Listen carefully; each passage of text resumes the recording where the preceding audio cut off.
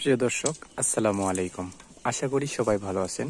আজকে একটি ব্যতিক্রম চাষাবাদ নিয়ে আপনাদের সাথে কথা বলবো।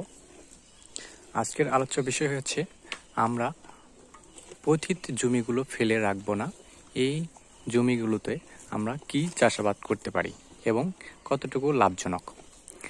প্রিয় দর্শক, আপনারা দেখতে পাচ্ছেন আমি একটা বাঁশঝাড়ের সামনে ভিডিও করছি। আর মূল উদ্দেশ্য হচ্ছে আমরা এই পতিত জমিগুলো পুকুর পাড় অথবা পুকুরের পার্শ্বে যে অংশগুলো থাকে সেগুলোতে বেশি একটা ফসল উৎপাদন করা সম্ভব হয় না। এই অংশগুলোতে আমরা কি করব, সেখানে আমরা বাঁশ চাষ করতে পারি। দেখুন, আমাদের এই পাশগুলো পতিত পড়েছিল, আমরা এখানে বাঁশ চাষ করেছি। সেখানে অতিরিক্ত বাঁশ হয়েছে, মোটামুটি খুব সুন্দর ফলন। আর এই চাষে খুব লাভজনক হয়। মূলত একটি বাঁশ 300, 400, 500, মানে যে বাঁশের কোয়ালিটি বয়স অনুপাতে সে বাঁশগুলো আমরা সেল করে থাকি। তো মাশাল্লাহ, এখানে আমাদের প্রচুর বাঁশ হয়েছে। দেখুন, এই বাঁশগুলো আমরা নিয়মিত বিক্রয় করে থাকি 300 টাকা, 400 টাকা, 500 টাকা।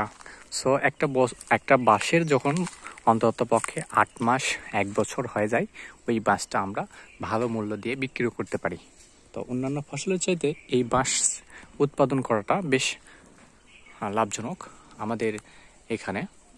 দেখুন, আমাদের এখানে প্রচুর পরিমাণে বাঁশ রয়েছে, যে বাঁশগুলো আমরা খুব ভালো মূল্য দ্বারা বিক্রয় করতে পারি। নিজেদের চাহিদা পূরণের পরে বাঁশগুলো আমরা বিভিন্ন স্থানে সেল করে থাকি। মাশাল্লাহ, দেখুন, একটা বাঁশের উচ্চতা প্রচুর।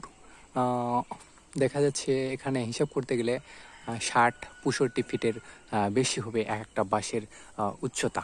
তো মাশাল্লাহ, আপনাদের প্রতি জমিগুলো ফেলে না রেখে আমার পরামর্শ অনুযায়ী, অর্থাৎ আমরা যেভাবে গাছগুলো বা বাঁশ উৎপন্ন করেছি আপনারা উৎপাদন করবেন এবং নিজের চাহিদা মিটিয়ে বাণিজ্যিক আকারে প্রসার করতে পারবেন। ধন্যবাদ আজকের ভিডিওগুলো দেখার জন্য। আসসালামু আলাইকুম।